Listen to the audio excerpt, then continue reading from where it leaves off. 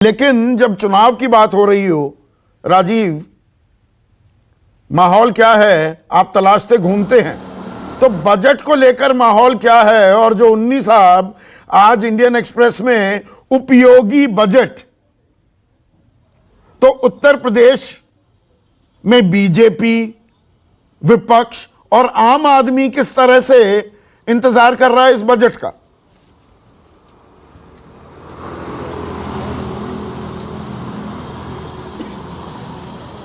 देखिए संदीप, जो बात आपने कही कि खराब अर्थव्यवस्था अच्छी राजनीति है, अच्छी अर्थव्यवस्था खराब राजनीति है, तो मैं इससे ये कहूँगा कि उत्तर प्रदेश जैसे प्रदेश में चुनाव हो तो कोई भी अच्छी अर्थशास्त्र की बात करना कोई भी शासक नहीं चाहेगा।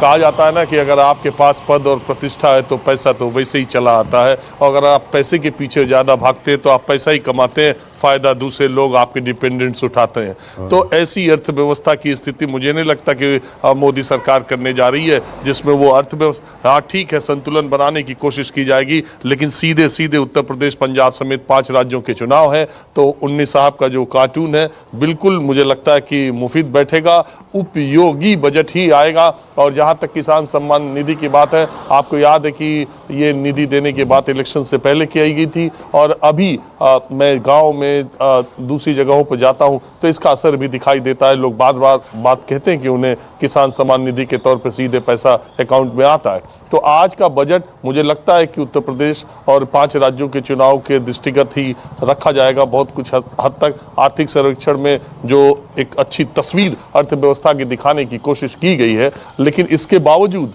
आप देखिए, किसानों को सबसे ज़्यादा जो दिक्कत है वो डीजल के दाम से है।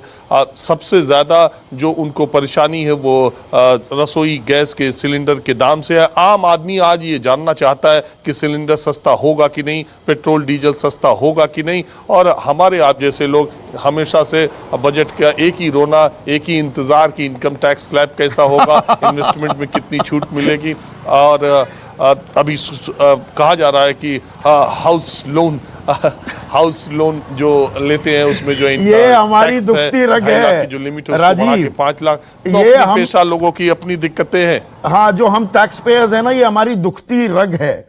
और ये हर साल, मतलब मुझे 24 साल हो गए ये काम करते हुए, और इक्का दुक्का वाकया छोड़ दो तो कोई राहत मिलती नहीं है।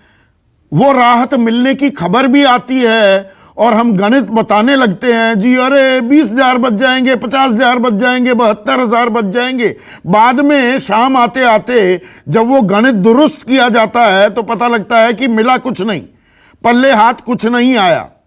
तो ऐसे में जब सरकार के पास अभी माली हालत थोड़ी सुधरी है पर संकट तो अभी बरकरार है, तो ये उम्मीदें बेमानी है क्या कि हमें भी कुछ मिल जाएगा, हमारा भी नंबर आएगा क्या? दिल है छोटा सा, ये छोटी सी आशा भी पूरी हो पाएगी क्या? छोटी सी यार।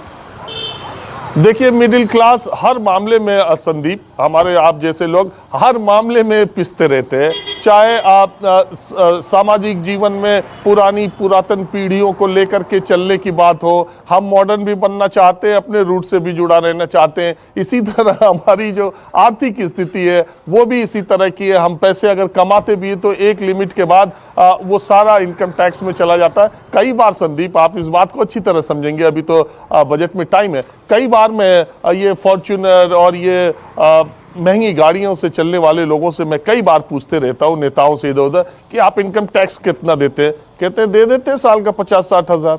मुझे आज तक ये समझ में नहीं आया, ये 40 लाख रुपए की गाड़ियों से चलने वाले लोग जब गाड़ियां खरीदते हैं वो 50-60 हज़ार रुपए साल का टैक्स देते हैं।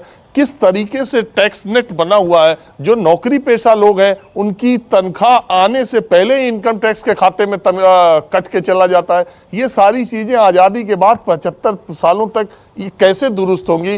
कैसे सही लोगों से ज्यादा टैक्स लिया जाएगा और हमारे आप जैसे मेहनतकश लोगों को जो टैक्स लिया जा रहा है उसमें रिबेट ज्यादा मिलेगा? कोई वित्त मंत्री ऐसा भी आना चाहिए।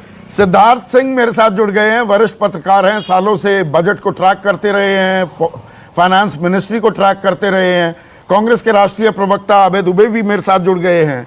ये दिल के दर्द का इजहार है सिद्धार्थ, एक आम इनकम टैक्स पेयर, एक मिडिल क्लास का, जो बात राजीव रंजन अभी कह रहे थे, आप और मैं, हमारी तो कटकर आती है तनख्वाह, टैक्स पहले ही कट जाएगा।